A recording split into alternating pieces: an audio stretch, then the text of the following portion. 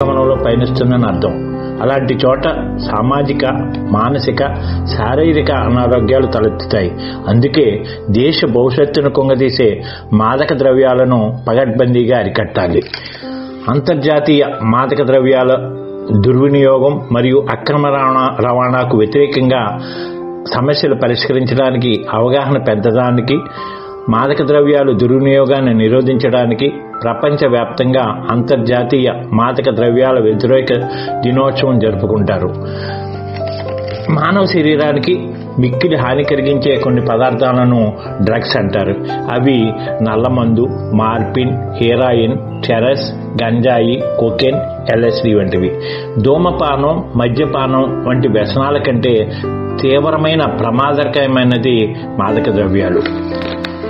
ఇటువంటి మాదక ద్రవ్యాలను నోటి ద్వారా కానీ, పొగ త్రాగే విధంగా కానీ, వాసన ద్వారా కానీ, ఇంజక్షన్ల ద్వారా కానీ తీసుకోవడం వల్ల తాత్కాలికంగా ఆనందం కలగవచ్చు, కొంతసేపు మానసిక ఉల్లాసం పొందవచ్చు.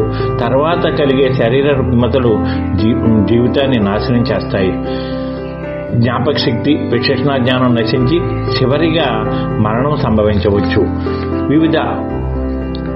వీటిని అధిగమించడానికి అవగాహన అవసరం. ముఖ్యంగా యువతకు డ్రగ్స్ దుర్వినియోగం వల్ల కలిగే నష్టాలు మరియు నివారణకు చేపట్టవలసిన చర్యలు, అలవాటు పడ్డ వారిని గుర్తించి సహాయం అందించే విధానం, పునరావాసం కల్పించే విధానం, అక్రమ రవాణాను వ్యతిరేకంగా పోరాటం చేయే విధానం వంటి అంశాలను నేటి యువత తప్పక అవగాహన కలిగి ఉండాలి.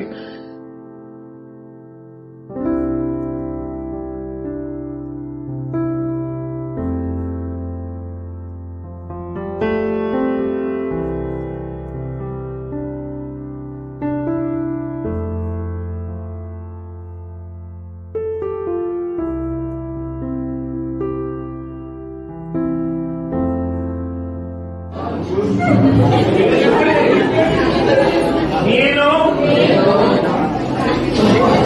ప్రసాద్ ఈ రోజు నుండి మాదక ద్రవ్యాల దుర్వినియోగానికి వ్యతిరేకంగా పోరాడతామని ప్రతిజ్ఞ చేస్తున్నాను. నేనెప్పటికీ మాదక ద్రవ్యాలకు దూరంగా ఉంటాను మరియు ఇతరులను కూడా మాదక ద్రవ్యాలకు దూరంగా ఉండమని ప్రోత్సహిస్తాను. మాదక ద్రవ్యాల అక్రమ రవాణా, దుర్వినియోగం కారణంగా ప్రభావితమైన వ్యక్తులను మరియు సమాజాన్ని రక్షించడానికి నేను నా వంతు కృషి చేస్తాను.